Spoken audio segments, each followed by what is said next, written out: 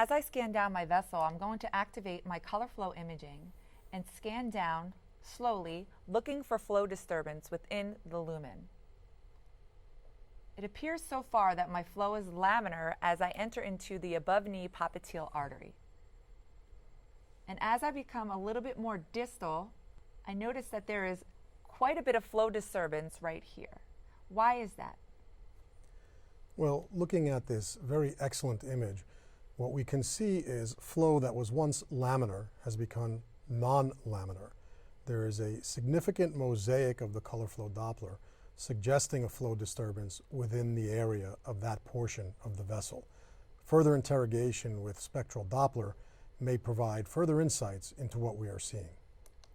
So once I see a flow disturbance with my color flow imaging, I'm going to assess this vessel in longitudinal and in short axis to see what the plaque character looks like in a two-dimensional view. I can see plaque irregularity in the center of my lumen. Dr. Espinoza, how does this plaque appear to you? This appears as a fairly complex, mixed plaque that is heterogeneous with an extensive degree of calcification.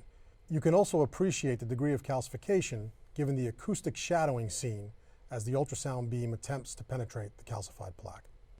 I will now turn my transducer indicator towards the right of the patient in order to assess the plaque characteristics in the short axis view.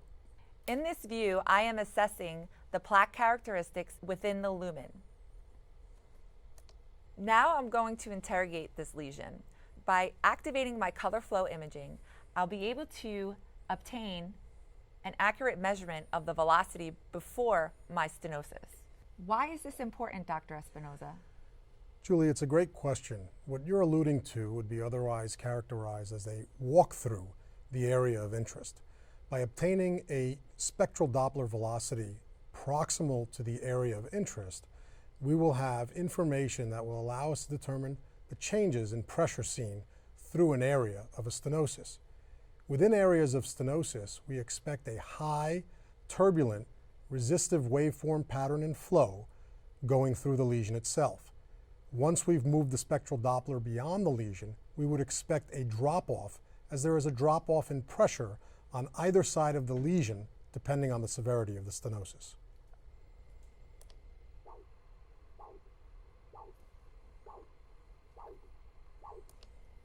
It appears my spectral Doppler waveform is triphasic and measures 72 centimeters a second. I will then do my walkthrough through the stenosis and obtain the highest peak systolic velocity. Dr. Espinoza, what do you think about this waveform? I think this lesion in general is a very interesting lesion to interrogate, as it is ideal with respect to the interrogation of the lesion above the stenosis, where there is a triphasic waveform. As the sonographer has moved the Doppler signal into the lesion itself, you can see an escalation of that velocity. The velocity measurement is so high that the velocity is aliased. At this point in time, it will be difficult to obtain an accurate velocity measurement without adjusting the baseline. The sonographer will subsequently do that naturally in order to obtain proper measurements. We will then move on to the spectral Doppler beyond the lesion. At this area, the Doppler measures 442 centimeters a second.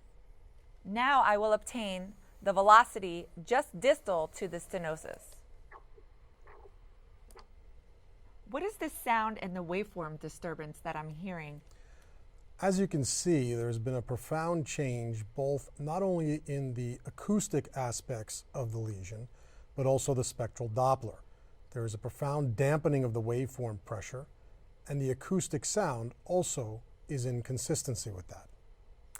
What is the percentage of the stenosis that is through this area?